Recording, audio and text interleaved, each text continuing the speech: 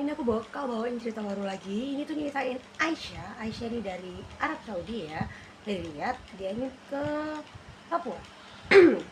Ketika pesawatnya landing, dia udah turun dari pesawat nih, dia di Bandara Sentani, dia langsung dijemput oleh seorang pemuda bernama Moses. Moses ini yang bakal nge-tour guiding dia gitu loh selama di Papua ini. Jadi di Papua ini dia ini mau ke Wamena ya. Dan dia mau ke sana itu kan pasti jalannya ini jauh ya, terus juga nggak ada transportasi yang memadai. Akhirnya dia ikut Moses lah. Moses bilang untuk perjalanan ke sana harus naik helikopter, kalau pakai darat sangat membahayakan. Nah akhirnya dia nurut aja dan ikutlah Moses untuk bermalam 1 hari di tempat Moses. Nah selama perjalanan dia nih ngeluh ya kan, di sana kan panas ya tuh. Terus habis itu di sana juga dia melihat pemandangan khas Papua lah ya. Lalu tiba-tiba aja nih ban mobil dari Moses ini meletus nih yang kanan. Nah akhirnya mau nggak mau mereka harus berhenti untuk mengganti ban ini tadi. Nah dengan mengganti ban ini tadi kan dibutuhkan waktu selama 30 menit ya. Sorry. Nah si Moses ini juga punya tato guys di punggungnya. Nah di punggungnya ini ada kayak tatonya ini kayak bulat-bulat gitu. Nah itu akhirnya si Aisyah ini tanya ya untuk ya membuka percakapan. Dia tanya ini artinya apa, kata dia. Ini adalah pola dimana aku biasanya melawan para pembalap liar. Nah lalu ketika sudah di tempat Moses, ini udah agak malam nih. Moses ini didatangi sama 3 pria yang berbadan besar juga dan bawa parang. Terus bilang, dia di bawah pengawasanku, kalian tenang saja, katanya begitu. Lalu si Aisyah ini kaget ya kan, dan menjatuhkan gelas yang dia pegang. Lalu didatangilah Aisyah ini sama seorang ibu-ibu ya. Ibu-ibu ini giginya hitam, kalungnya banyak tulang-tulang begitu. Nah dia bilang, kamu harus pergi dari sini, kamu tidak aman, Moses tidak akan bisa melindungimu, para petambang itu sudah tahu keberadaan, katanya dia begitu. Nah akhirnya Aisyah ini kan ya sudah lah ya, berganti waktu nih, udah pagi ya, kita masuk di bab 2 nih. Tadi bab 1, kali ini videonya aku buat per bab gitu ya, biar nggak bingung kalian. Nah kali ini udah sampai lah kali ini sudah pagi ya, sudah pagi. Dan Moses bilang, waktu kamu bersiap-siap 10 menit Aisyah, katanya gitu. Baiklah. Nah terus akhirnya udah siap-siap nih, akhirnya naiklah mereka ke heli untuk berangkat ke Wamena. Nah ketika sudah di heli nih, Aisyah melihat pemandangan apa segala macam ya kan, dia sambil berpegangan erat di helinya itu. Lalu tiba-tiba ada Moses ini bilang, aku dari suku Ilu, itu ada di pegunungan, kata dia begitu. Lalu tiba-tiba mesin dari mesin dari helikopter ini tuh ada masalah gitu, ada sedikit ledakan gitu. Akhirnya mereka memaksa untuk turun karena kalau diteruskan bakalan bisa meledak guys. Ketika mereka sudah mendarat dan Aisyah pun diseret lari oleh Moses. Nah di sanalah Aisyah bilang, siapa yang akan membunuh kita, kata dia begitu. Bukan kita, tapi kamu yang akan dibunuh. Ternyata Aisyah ini membawa sebuah dokumen cartons ini dari papanya di Riyadh sana. Nah itulah yang ditakuti oleh para pekerja tambang ini. Nah akhirnya Aisyah ini dibawalah sama Moses ke tempat ke sukunya Moses gitu ya. Sesampainya di sana sebenarnya mereka ditentang ya, nggak boleh masuk karena itu melanggar aturan adat. Nah ketika sudah Moses meyakinkan, akhirnya mereka tetap masuk lah dan melindungi Aisyah sebagaimana mereka adalah tamu dari suku mereka gitu. Lalu ketika malam tiba, Moses ini melihat kalau gudang senjatanya mereka itu kebakaran. Nah ketika gudang senjata itu terbakar, ada sebuah helikopter yang berhenti ya dan turun. Dan di sana Aisyah melihat ada seorang pria berjas hitam yang sangat mirip sekali dengan mantan suaminya. Oh ya, satu lagi, ternyata Moses ini adalah dulu papanya Aisyah ini adalah seorang geolog. Nah, dia udah sempet tuh ketemu sama Moses dulu waktu Moses masih kecil, dan dia cerita semuanya ke Aisyah dan bilang juga kalau ternyata papanya Aisyah ini yang menyekolahkan Moses di Kairo begitu. Oke, kita masuk di bab 3 ya. Nah, di bab 3 ini karena udah meledak nih ya kan, akhirnya Moses mengajaklah Aisyah ini untuk berlari menuju goa perlindungan leluhur. Nah, di sana ini ternyata ada beberapa peninggalan dari ayah Aisyah ya. Dan si dan si para petambang ilegal ini, petambang-petambang yang mikirnya duit ini mengejar mereka untuk mencari dokumen yang asli gitu ya, untuk membuat tambangnya mereka menjadi lebih legal gitu. Nah, akhirnya Moses bertanya, siapakah Ahmad itu? Karena dari tadi Aisyah ini menggumam, gak mungkin dia Ahmad, gak mungkin dia Ahmad, kata dia begitu ya. Ahmad ini adalah mantan suami Aisyah yang sudah meninggal di Riyadh. Nah, dan ternyata plot twistnya adalah orang yang mirip Ahmad ini menggunakan wajah Ahmad untuk digunakan sebagai apa ya, kayak kamuflase begitu ya. Nah, dia ini seorang agen intelijen yang palsu begitu. Dan akhirnya si Ahmad ini dan ayahnya Aisyah ini adalah orang yang sangat peduli dengan lingkungan gitu. Mereka menentang pertambangan yang merusak lingkungan gitu. Nah, ternyata di bawah itu kan banyak bukti-bukti itu, ada dokumen yang asli, ada bukti-bukti pembantaian warga lokal dan semuanya. Kalau itu dilaporin polisi, para petambang yang ini bakalan bisa kena gitu. Dan ketika mereka sedang ngomongin itu nih, tiba-tiba si yang Ahmad ini tadi, Ahmad palsu ini menembakkanlah ke Moses, dan Moses dengan sigap langsung ngelemparin ini apa, tombak gitu ya kan. Dan Aisyah langsung melempar pelipisnya si Ahmad itu, Ahmad palsu ini. Dan ketika itu kan Aisyah kan ada wasiat nih dari ayahnya juga, yaitu air mineral yang berasal dari goa, dan itu bisa untuk menyelamatkan dunia, kata dia begitu.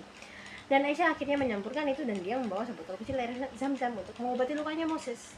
Dan tiba-tiba lukanya Moses langsung cepat sembuh. Dan kejadian itu dilihat oleh si agen palsu ini.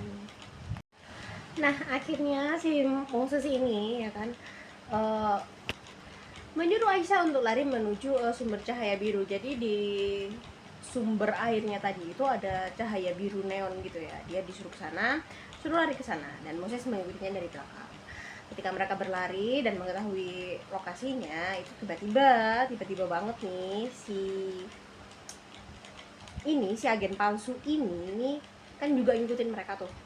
Nah, ketika mereka udah terpojok, akhirnya ada batu yang turun dari atas untuk menjatuhkan si agen ini. Nah, si agen palsu ini jatuh, dan akhirnya Moses dan Aisyah tetaplah ke sana masuk. Di sana ada prasasti itu ya, yang bertuliskan air suci ini untuk menyembuhkan yang berhati murni juga, intinya begitu. Lalu ketika mereka lagi ngobrol lah apa segala macem, tiba-tiba ada ini ketika Aisyah mau menyumbat jalan masuknya untuk ke gua ini, karena mereka mau menyembunyikan tempat ini karena takutnya nanti tempat ini akan menjadikan sebuah konflik baru begitu. Nah, akhirnya mereka mau ditutup nih dindingnya.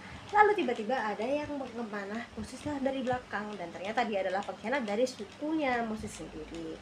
Dan dia melakukan itu karena si para agen palsu ini udah membayar biaya sekolah adiknya si pengkhianat ini yang ada di Jakarta gitu.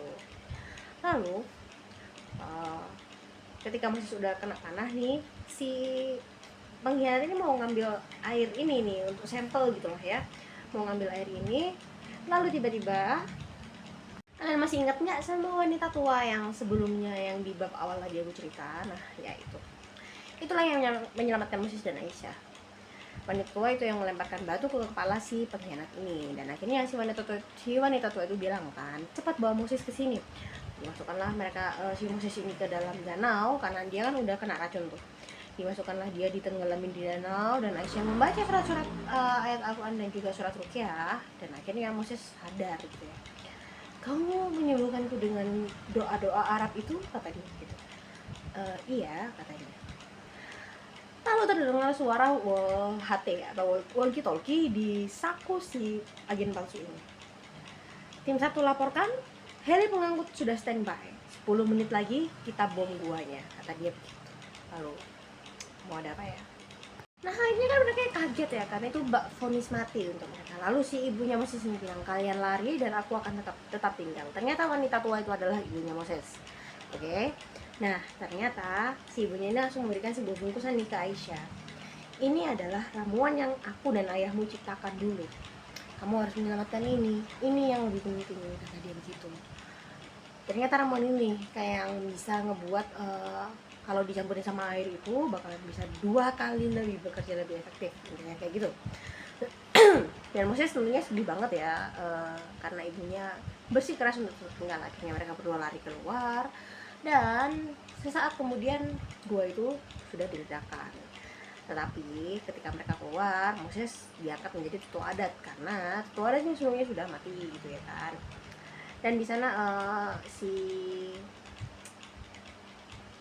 Aisyah ini memutuskan untuk tetap tinggal di sana dan membuat klinik dengan ramuan warisan dari ayahnya itu.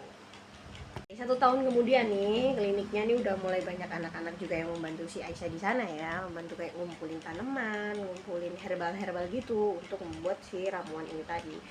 Dan Moses yang melihat itu juga senang ya kan tentunya, karena dia juga menyelamatkan sukunya begitu, generasi sukunya dengan pengetahuan itu. Dan Moses bilang, aku ingin kau di sini untuk menjadi istriku, katanya gitu. Lalu tiba-tiba ada suara helikopter yang mendekat. Kira-kira bakalan ada apa ya? Si paman Aisyah, ternyata helikopter ini adalah pamannya Aisyah yang dari Arab Saudi. Dan pamannya Aisyah ini bilang, kamu harus ikut aku pulang sekarang, ada hal yang perlu kamu tahu. Lalu Aisyah bilang, apa? Tiba-tiba ketika dibisikin gitu ya kan, tiba-tiba dia kayak pucuk gitu. Hah? Apa masih hidup? Kata dia begitu. Ternyata pinangan Moses ini diterima ya kan sama Aisyah, karena sebelumnya tadi kan Aisyah dipinang gitu sama Moses. Akhirnya mereka membuat pernikahan secara sederhana dan tentunya dengan adat Papua. Nah di sana akhirnya Aisyah juga pakai kain songket, hijabnya juga dia pakai songket yang lebih tipis gitu ya, jadi lebih nyaman gitu pakai. Ketika itu semua sudah selesai, mereka akhirnya masuk ke dalam kamar. Nah kan mereka ngobrol apa segala macam. Moses bilang, dan Aisyah ini gugup ya, akhirnya dia gugup. Lalu Moses bilang, kita tidak perlu melakukan apapun malam ini. Intinya kayak udahlah, yang formal-formal aja gitu, yang biasa-biasa aja, sewajarnya aja. Dan akhirnya Moses ini memberikan kayak ada buah merah, ada air zam-zam, ada juga buah sirih gitu ya, sebagai pengikat adat kata Moses begitu. Dan saya juga akhirnya dia sama-sama bertukar cerita untuk itu. Akhirnya Moses memberikan ciuman di punggung tangan Aisyah yang dia bilang itu sebagai sumpah setia kalau di Papua sana. Dan kalau si Aisyah ini akhirnya memberikan sebuah tasbih garu nih untuk dikalungin ke Moses. Dan ternyata ketika Moses tertidur, Aisyah ini ngebuka surat dari pamannya yang isinya adalah, ya Ahmad itu masih hidup, dia ada di Swiss dan mengetahui semua rahasia yang dulu ayahnya buat gitu. Kalau misalnya Aisyah mau balik, di sana juga tertera ada tiket untuk kembali ke sana. Nah ini ketika Moses bangun, Aisyah menceritakan semuanya kepada Moses ya kan, apa yang terjadi begitu. Lalu Moses ini akhirnya membawa Aisyah ini untuk berdiskusi bersama dengan para tetua yang lain di salah satu rumah adat yang lain gitu ya.